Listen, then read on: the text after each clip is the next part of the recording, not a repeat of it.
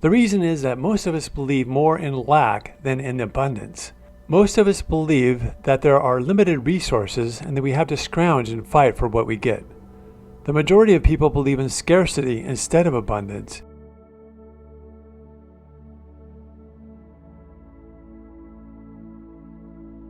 Your Christmas gift. Christmas is almost here, and usually most of us get so wrapped up in the stress of buying the right gifts or trying to lose weight before the holidays so we'll look good in family pictures that we lose sight of what Christmas is all about. This Christmas gift video isn't going to be a rant about how great Christ was or a religious spin on a holiday that is meant to make you feel guilty for not going to church on Sunday. Instead, drawing upon the Christmas spirit, it's going to give you a few pieces of advice that may help you to enjoy life to the fullest, become fully aware of who you are and what the meaning of life is. After all of the spiritual gurus of the past gave us gifts of advice on how to live a happy, productive, fulfilled life. So here is your Christmas gift in the form of powerful advice that hopefully will inspire and help you to enjoy life to the fullest. In this video, we are going to cover the extraordinary things that Christ said to all of us that can inspire you even if you aren't a Christian, one way of being that can transform your life, and how to bolster belief in yourself through the facts about quantum physics. The origins of Christmas date back to around 325 AD, when Constantine, the Roman emperor, wanted his people to get along better and to live in peace and harmony. But he was concerned because there were two factions of people, the pagans and the Christians. The pagans already worshipped their sun god on December 25th, so Constantine tried to make that day the day of Christ's birth, since Christians didn't know when Christ was born anyway. His thinking was that if the pagans and Christians celebrated together on the same day, that they would get along better. At first, Christmas was not fully embraced or even celebrated by Christians until more recently. So although Christmas doesn't exactly have a solid foundation in Christianity, it is celebrated to this day as a time to recognize the birth of Christ and what it means to be Christian. If you look at the Old Testament Bible versus the New Testament, you can clearly see how the message evolved. In the Old Testament, God was a jealous, vengeful God that demanded compliance, or else people would be punished in one way or another. God went from being a jealous God that required everyone to be perfect, or else be condemned in the Old Testament, to being much more loving, forgiving, and understanding in the New Testament. In like image, it is the evolution of mankind and the evolution of human thought that has brought us to where we are today. And theoretically speaking, we are evolving from being barbaric, crude beings to being much more refined, kind, and compassionate beings who care about others and our environment.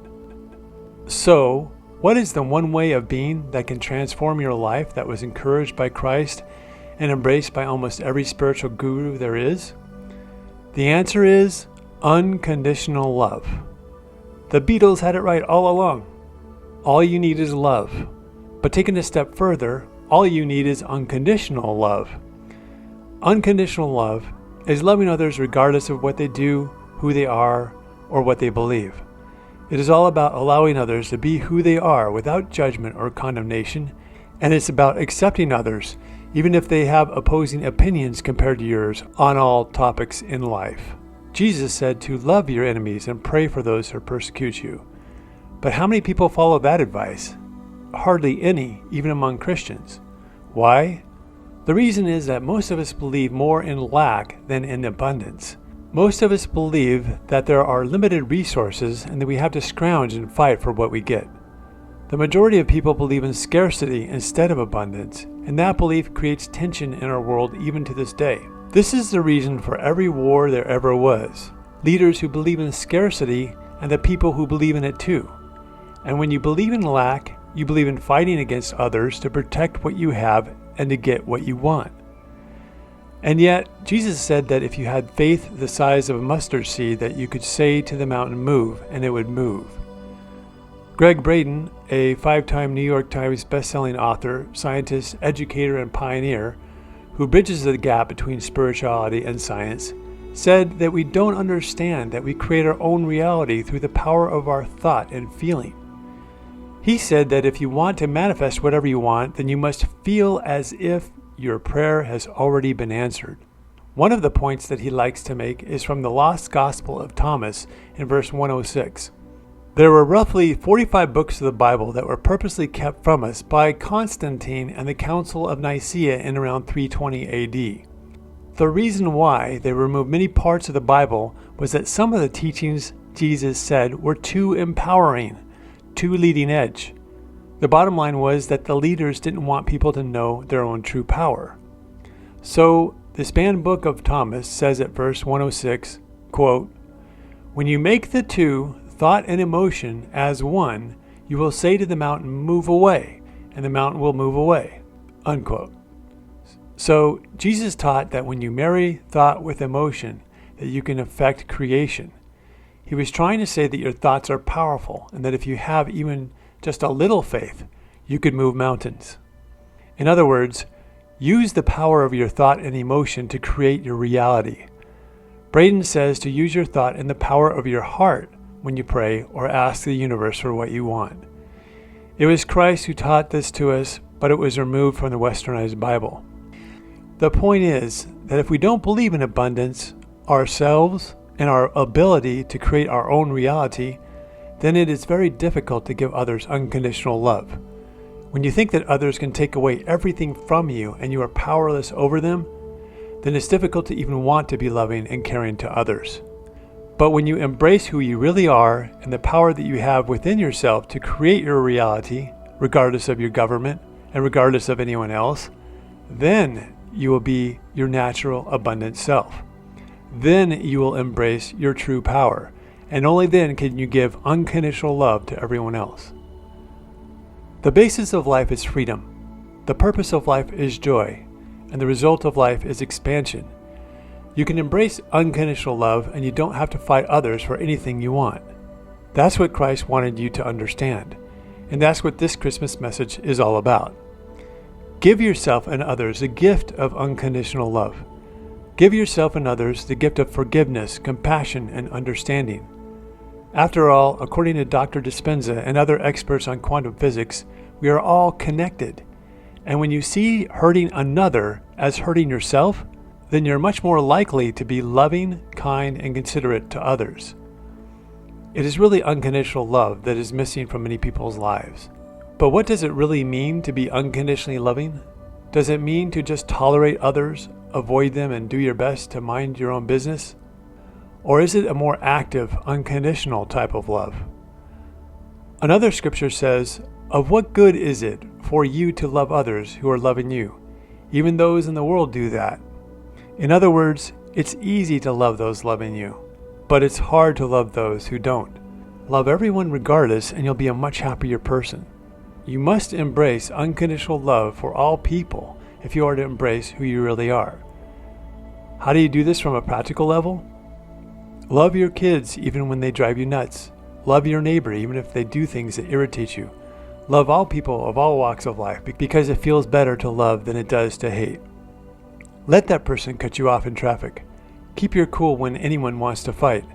Don't let the words of others anger you. Dr. Wayne Dyer once said that you cannot give away that which you do not possess. He was referring to anger. You cannot get angry at another if it is not already in your heart. In other words, if you get angry at someone, you are an angry person. It is within you. If it is not in you, you cannot give it away. Work on yourself first to remove the anger and all other negative emotions, and then you'll be able to create a reality that is much more to your liking. But does unconditional love mean that you should allow others to walk all over you? No, it doesn't. The first person that you need to love unconditionally is yourself. Just as a parent is encouraged to put on their mask first in the event of an emergency on a flight, likewise, you must take care of yourself first before you can help anyone else. Resist the urge to sacrifice yourself for others because eventually you'll wear yourself out and be no good to anyone, including yourself. It's a lot harder to be unconditionally loving than we realize. And when it comes to a mate, it can be particularly challenging to give them unconditional love when we've been so conditioned to be conditional. In a lot of relationships, couples keep a silent score in their heads as to what the other person has done wrong and who has done more wrong than the other. It can become a power struggle between them that can silently undermine and ultimately destroy the relationship. With regard to a relationship, how far should you go in giving the other one unconditional love? Only you can answer that. The general rule is to give as much as you can, but don't ever let anyone take advantage of your unconditionally loving mindset. The ironic thing is that usually, the more unconditional love that you give your partner, the more they are going to unconditionally love you back, so you wouldn't even have to worry about it. All of us would love to be in an unconditionally loving relationship. It allows you to be who you want to be, but still have a partner. And when both partners unconditionally love and respect one another, the relationship happiness level will be off the charts. Concerning others outside of a relationship, does unconditional love mean that you just tolerate others? No. It means that you see the divinity inside of each human being on earth, respect them fully, and see them for who they really are too. When you see the best in others, the best is all you'll see. As a final word of advice in this video, the last thing we're going to discuss is something that you've probably heard before, but is worth considering because it proves scientifically just how powerful you truly are. It was Dr. Joe Dispenza who said, quote, "According to Heisenberg's uncertainty principle, we never know where the electron is going to appear in the electron cloud, yet from nothing comes something. This is why quantum physics is so exciting and unpredictable. The electron is not always physical matter. Rather, it exists as the energy or as the probability of a wave. It is only through the act of observation by an observer that it appears." Unquote. This is called the observer effect. When you are not observing, at the subatomic level, everything is a wave of possibility. When you do observe, you bring the non-physical wave into particulate matter and you create reality. The implications for this are huge. Imagine if you were taught in public school since you were 5 or so years old that you were a powerful creator and able to create your own reality, and that all you had to do was to believe in what you wanted and you could achieve it. Imagine how much better life would be for all of us if we all fully understood just how powerful we are and how to master ourselves and our universe. Quantum physics brings up questions that are so profound and dichotomous to what we are taught in schools that they had to suppress the information from the public. Uninformed public is less easy to control. A knowledgeable public wouldn't put up with all the shenanigans of corrupt governments. An empowered public would understand that they are much more powerful than any government. One who is connected to source energy is more powerful than millions who are not, says Abraham. The point is that you are a powerful spiritual being having a human existence.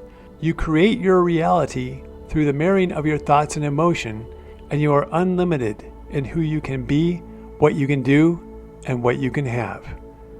That is this Christmas gift message for you.